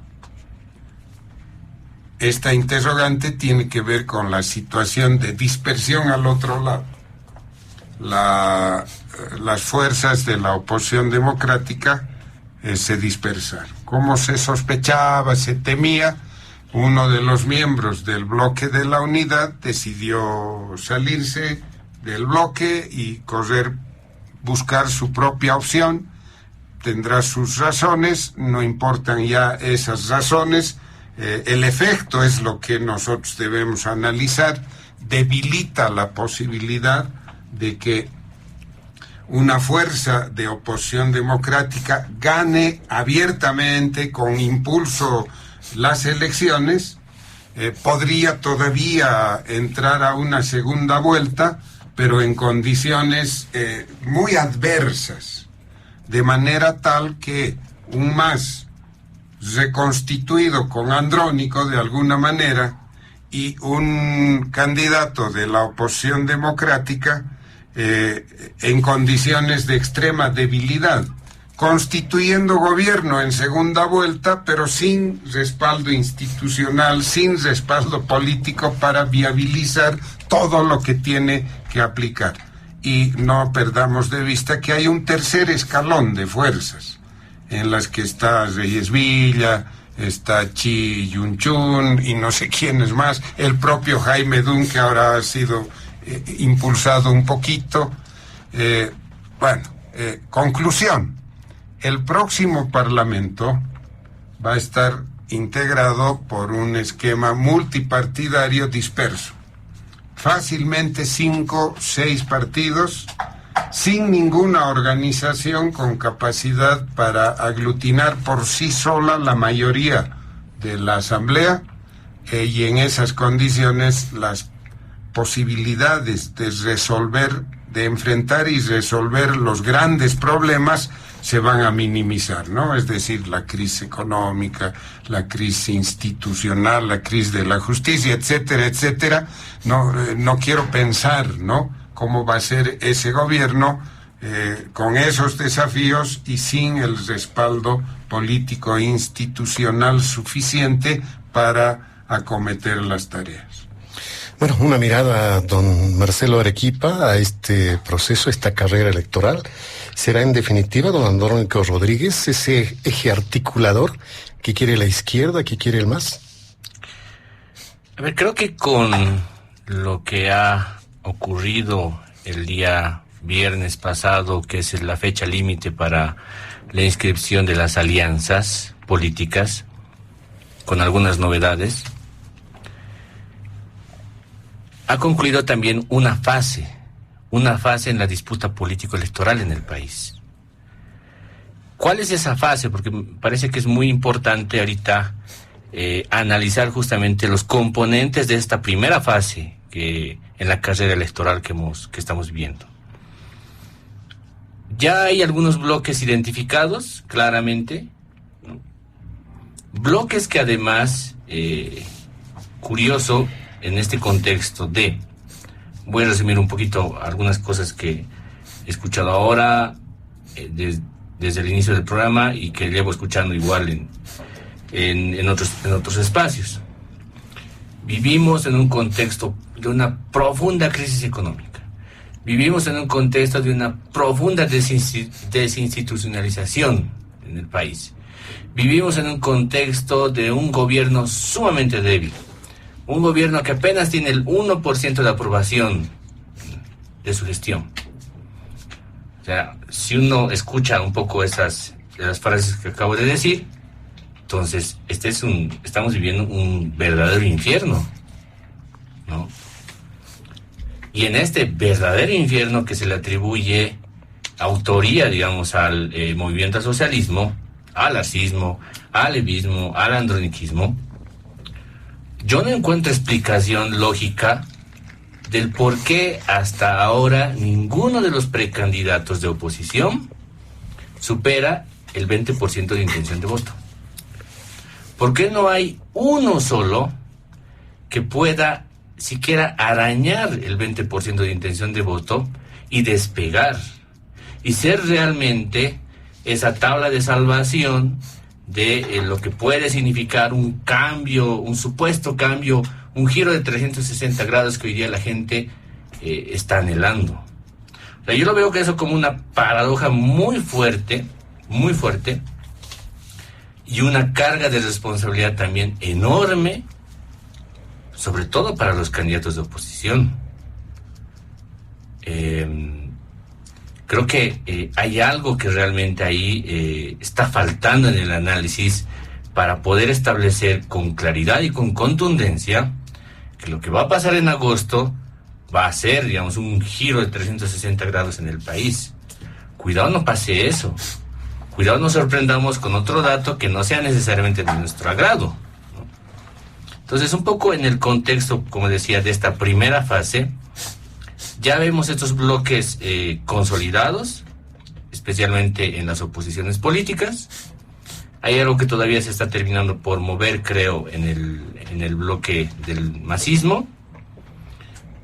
Y esos bloques políticos creo que tienen, digamos, ya hay un anuncio ahí en realidad de una suerte de una campaña que se va a venir hacia adelante, una disputa político-electoral en un escenario que va a empezar a ser cada vez más polarizado. ¿Por qué razones?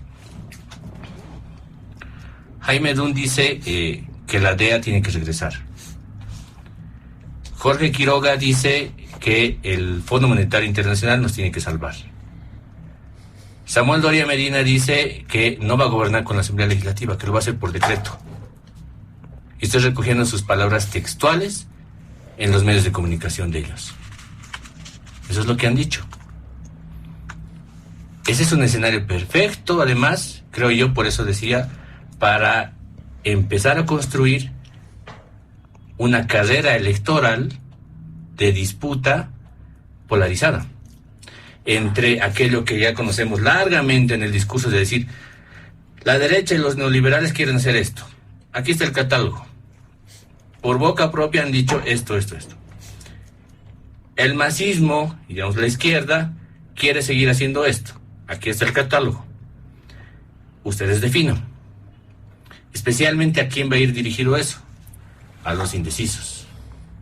Especialmente a ese bloque del electorado que hoy día no necesariamente se identifica con ninguna de las dos identidades, no son ni masistas ni antimasistas, pero que están esperando, digamos, sentir una cierta estabilidad, ¿no?, en su día a día. Muy bien, muchas gracias, don Marcelo Arequipa.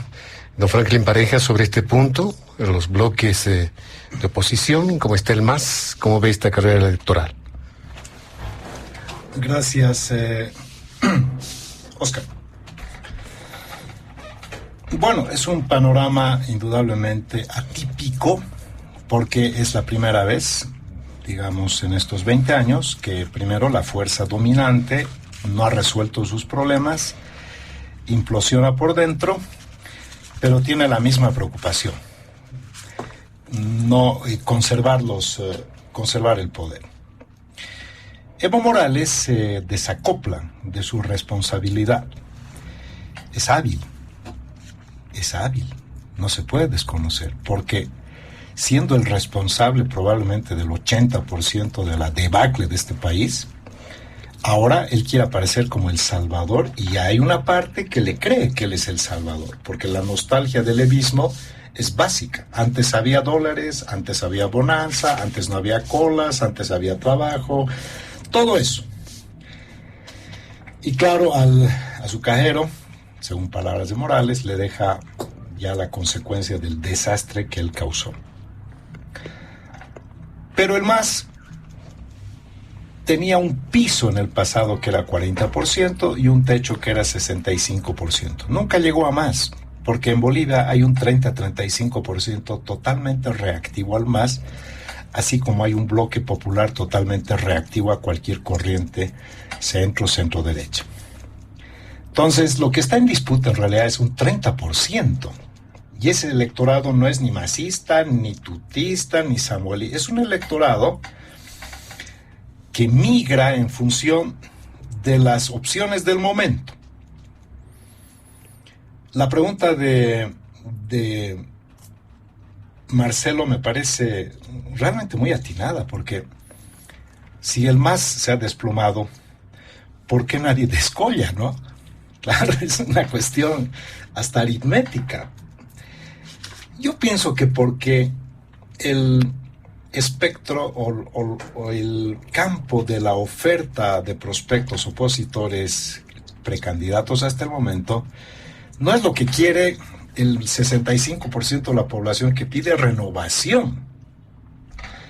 Ninguno expresa renovación, y esto no es ni bueno ni malo, no es peyorativo ni mucho menos, es una realidad, es una fotografía de los 90s, todos están ahí. Y no es eso lo que quiere la población. Y el MAS es el único que parece estar remozando más bien la fotografía con Andrónico, porque él sí realmente, generacionalmente, parece que es algo nuevo. Yo sostengo de que Andrónico es escuela sindical cocalera, que es la más dura, la más autoritaria. No digo chapareña porque no meto a los chapareños en la misma bolsa. Creo que es una versión recargada de Morales. Creo que Morales no le tiene celos, sino le tiene terror, porque lo va a jubilar y le va a quitar lo último que tiene, que es el control de las 6 federaciones del trópico. Coinciden que comete errores, porque por querer todo se puede quedar sin nada.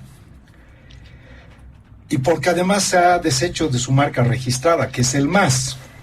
Pero también Morales ha demostrado que es más que el MAS. O sea, el evismo es más fuerte que el masismo. Y eso es el caudillismo boliviano. Entonces hay personas que tienen más fuerza que un partido. Claro, Morales se cree invencible, ya no lo es. Pero es más que el MAS. Porque cuando se va a una elección no se vota por el partido, se vota por la persona. No se leen los programas, se cree en la persona. Entonces este es un país donde culturalmente, sociológicamente, se cree en la persona, no tanto en lo que representa, ni se cree tanto en el programa. O sea, por eso no hay una lectura programática en las elecciones. Tú puedes tener la mejor oferta programática, la más completa, la más pulcra, la mejor desarrollada, la más realista, pero depende, pues, quién conecta con la sociedad.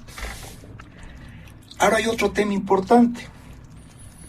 El electorado actual, entre 18 y 35 años, son 3.100.000. Estamos hablando de jóvenes. Ese es un electorado tan potente que ha vivido solamente con el MAS. Ha conocido solamente el MAS. Ese ya no es pueblo, ese es público. Porque hoy por hoy hay otra forma de hacer política. Esto lo entendió Milei en la Argentina. No estoy yendo a los Milei haters, les pido un poco de paciencia. No me estoy refiriendo si lo hace bien o lo hace mal. Pero Milei entendió que con los jóvenes tienes que entrar a sus espacios. ¿Y cuáles son sus espacios? Las redes. Entonces esos candidatos del pasado súper carismáticos que llenaban plazas, carreteras y todo, eso ya no existe, ha desaparecido porque ya no es la forma de interactuar. Esa era la forma de interactuar a nivel pueblo. Hoy por hoy es a nivel público. Entonces tienes que llegar donde ellos coexisten. Y su ecosistema son las redes sociales. Y algunos se han dado cuenta y son muy hábiles. Y por eso están haciendo una campaña, diría yo, efectiva. Y como han visto que eso funciona, ahora todos han desembarcado en las redes, ¿no? Ya han dejado de hacer reuniones en las plazas y ahora se meten a las redes. La oposición, en mi criterio, no sé si le es conveniente buscar el candidato único, porque hay riesgos, ¿no? Hay riesgos de que los inhabiliten. Y eso puede también, eso es un punto que no hay que descartarlo. Yo no creo que hoy por hoy estén con un capital del 30%. Creo que están más. Y creo que Tuto y Samuel están realmente concentrando cada vez más.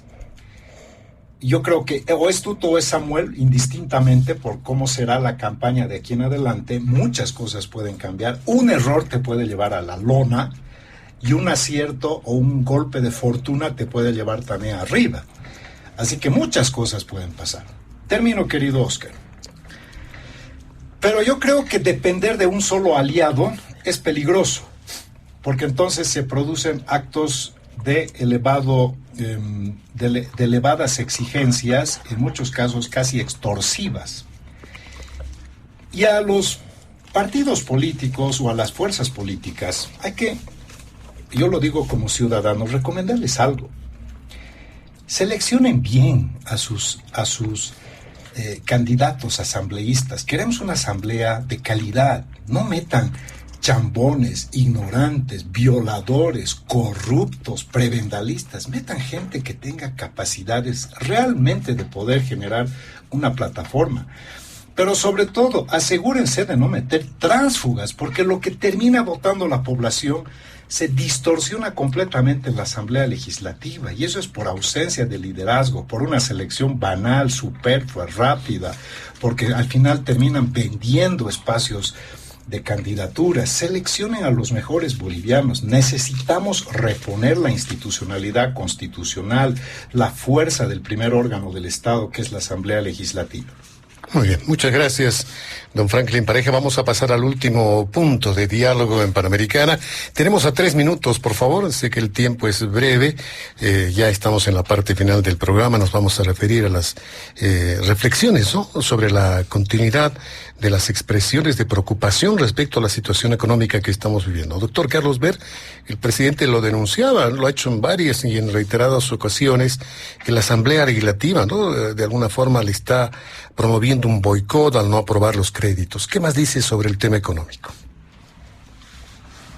Bueno, el presidente tuvo que reconocer eso, porque durante los últimos 2 años negaba que la situación económica tendía a agravarse y mostraba que Bolivia era de los mejores países en economía del planeta, no solo de la región. hasta que la realidad le rompió la cabeza, ¿no? Y tuvo que reconocer la magnitud del problema. Ahora, creo que, como sucede en Bolivia siempre, un tema pasa a primer plano, se pone en tapete, y la circulación de ideas, la facilidad de acceso a la información que se tiene hoy en día como nunca antes, determina que no solo los especialistas de los temas en cuestión son los que emiten opinión y generan corrientes, sino que se suman varios analistas y de pronto hay un capital social y la población pasa a entender con cierta cercanía la esencia de los problemas, la naturaleza de los mismos.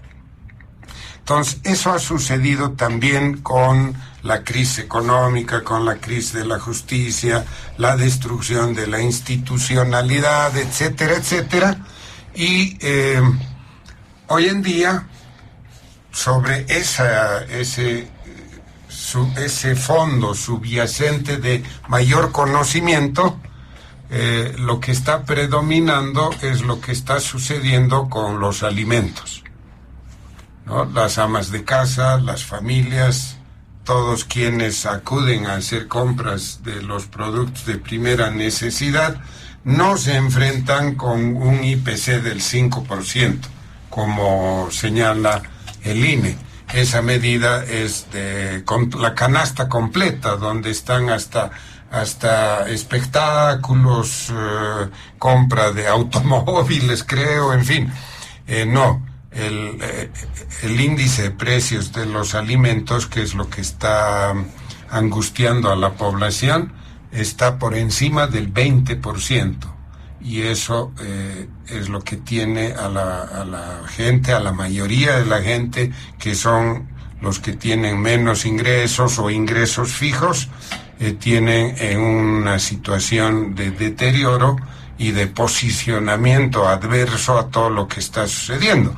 Esa es la explicación de por qué Arce Catacora, el partido de gobierno, la situación se han deteriorado a un punto extremo como en el que se encuentran hoy. Muy bien, muchas gracias, doctor Carlos Ver. Don Marcelo Arequipa, 3 minutos, por favor, para el tema económico. Sí. Yo creo que no se puede disociar el tema de las preocupaciones de los problemas económicos con el tema político. Creo que van de la mano, ¿no? O sea, el clima político que estamos viviendo tiene un grado de influencia sobre la economía, lo tiene. Eso creo que no queda absolutamente ninguna duda. Y lo voy a parafrasear a Jaime Dun en una entrevista igual, a la pregunta de cuáles son las fuentes de ingresos con las cuales se pueden contar en el país y se pueden generar recursos. Opinión de Jaime Dun, un economista, ojo. Exportaciones, remesas y lo que se haga, digamos, dentro del mercado interno. Las exportaciones y las remesas y lo que se haga con el tema de créditos, especialmente créditos, es algo que nos está golpeando. Creo que ya todos conocemos muy bien el diagnóstico respecto de la necesidad de contar con divisas y que esas divisas sean transformadas en moneda local y que con esa, a partir de ahí podamos generar desarrollo económico. O sea, no hay varita mágica, quiero decir, no existe. Y no puede estar eso disociado del tema político, en absoluto. La gente está sufriendo en el día a día algo que es pues preocupante, sin duda, no es un tema menor. Y ahí a mí me sorprende algo para terminar esta idea. Me sorprende algo de sobremanera. ¿Cómo se conduce hoy día la gente en un contexto adverso en temas económicos? ¿Cómo se está conduciendo? En otro contexto, en otras décadas, creo que la explicación o el comportamiento sobre los problemas económicos habrían sido absolutamente otros. Creo que nos abre un mundo de intentos de explicación, en base obviamente al análisis profundo de cómo hoy día la sociedad se está conduciendo, y aparentemente se está conduciendo en algunos aspectos, creo, en el tema económico, incluso al margen del Estado, es decir, por sí solo. Veo una sociedad que incluso se está conduciendo al margen de los políticos, al margen de los gobernantes. Eso seguramente lo evaluaremos más adelante, en el futuro, pero no hay duda de que eso también va a ser un tema de discusión de la campaña electoral para todos los candidatos. No puede estar disociado por eso. Muy bien, muchas gracias, don Marcelo Arequipa. Vamos a finalizar el programa con usted, don Franklin Pareja. ¿Dependemos de los créditos para salir de esta situación económica que estamos en el país? Gracias, Oscar. Antes, hace un par de días, destituyeron al director del régimen penitenciario de Cochabamba y suspendieron las visitas de Zúñiga por 20 días, información del BOL. Como Zúñiga salió a decir que no hubo tal golpe y como dijo que no conocía a nadie de los denunciados, es importante que la población sepa que a Zúñiga lo han prohibido visitas y lo han destituido a ese. Así es como actúa un régimen totalitario, no autoritario. Bolivia es un estado insolvente. Bolivia es un estado que ya no tiene posibilidades de captación de su principal recurso, que es los hidrocarburos, no solamente porque se han agotado, no solamente porque está incrementando el consumo interno, sino porque además hemos perdido los dos principales socios comerciales, que son Brasil y Argentina. Argentina ya no nos compra gas y Brasil el 2026 ya no nos va a comprar. Por lo tanto, no hemos repuesto nuestras reservas. Hemos perdido y estamos perdiendo los principales mercados, de manera que lo que viene es todavía peor. Segundo, la captación de dólares no es mágica, no va a ser rápida, no va a haber solución mágica ni solución rápida, pero también cualquier situación a futuro es como esta canción que dice: cuánto tienes, cuánto puedes. Si el próximo gobierno no tiene mínimo 40% de piso de representación parlamentaria, no va a poder hacer reformas estructurales en términos económicos, porque no solo es cuestión de decretos, no va a poder hacer reformas constitucionales, que son necesarias en algunos casos, que se necesita 2/3, imagínense eso, y es muy difícil que haga una reingeniería estatal, porque hay que hacer una completa reingeniería de un Estado que es obeso, que es viejo, y va a estar atado de manos, porque además, si el MAS es oposición, no es pues como esta oposición actual, que es bonancible, que se pelean por escritor. El MAS es una maquinaria y en oposición sería hostil, inclusive desestabilizadora. Mi última duda es: ¿será que este pequeño cisma que ha sufrido el bloque de unidad, en cierta medida ese bloque de unidad han adoptado la paternidad de la oposición, como si fueran el único bloque de unidad, negando la vigencia y existencia de la otra edad? Es el bloque de unidad que ha vendido un poco la idea de que de ahí va a salir el Salvador de Bolivia, o sea, entre ellos va a salir el Salvador, y finalmente no han cumplido su objetivo, con lo cual esto de unidad ya no existe y podría migrar a renovación. Esa es una gran incógnita. Pero Bolivia, aunque se diga que es un país que hoy por hoy quiere renovación, es un país conservador. Y nunca ha habido realmente una fuerza de un outsider. Quizás lo que dice Marcelo. ¿Y qué pasa? ¿No crecen?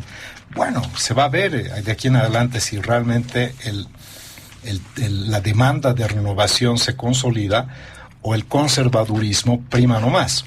Entonces es una elección extremadamente, diría yo, impredecible.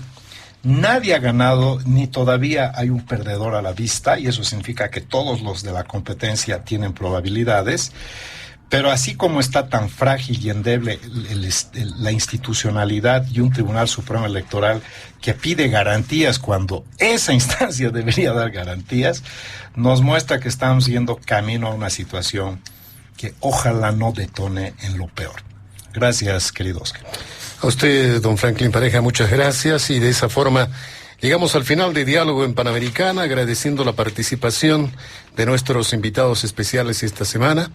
Nos han acompañado el doctor Carlos Ver en su calidad de ex autoridad de Estado, don Marcelo Arequipa como politólogo y don Franklin Pareja también en su calidad de politólogo.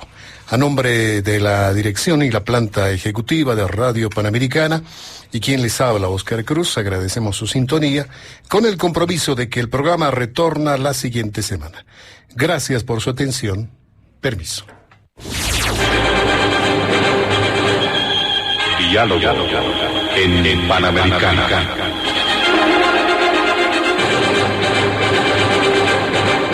La radio agradece por la atención prestada al programa de hoy. Les invitamos a la próxima entrega del Departamento Periodístico de Panamericana, cuando anunciemos.